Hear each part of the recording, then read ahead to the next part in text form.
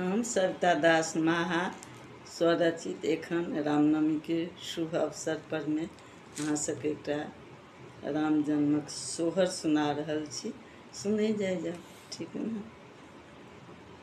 नवमी तिथि दिन अयोध्या में दशरथ आंगन मेरे ललन रे जन्म लेलनि चारु भाई की अयोध्या नंदित भेल रे।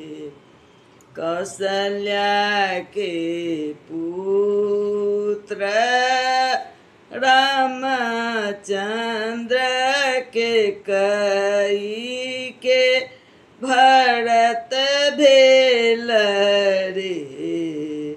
ललन रे सुमित्रा के लक्ष्मण शत्रुघ्न की अंगना उदीप्त भेल रे।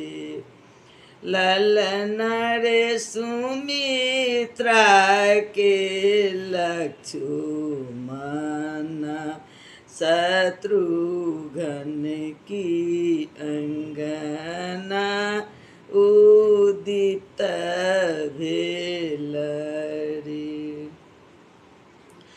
बाजै लागल ढोल मृदंग की भेल बधैया गीत रे। ललन रे दशरथ लुटौलनि मोहर कौशल्या नक बेसरी रे। दशरथ खेलौलनि चारु पुत्र की हृदय जुड़ाए गेल रे। ललन रे तीनों रानी खुशी सा नेहाल की मोरो घर बालक भेल रे। ललन रे तीनों रानी खुशी सा नेहाल की मोरो घर बालक भेल रे। सविता दास सोहर गाओल गाबी के सुनाओल रे। ललन रे दशरथ के पूरल आस की देवलोक हर्षित भेल रे।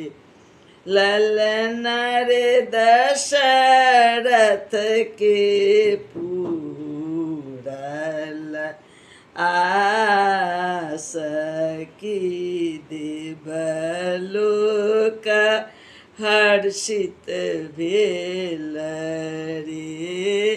नवमी तिथि दिन अयोध्या में दशरथ आंगन मेरे।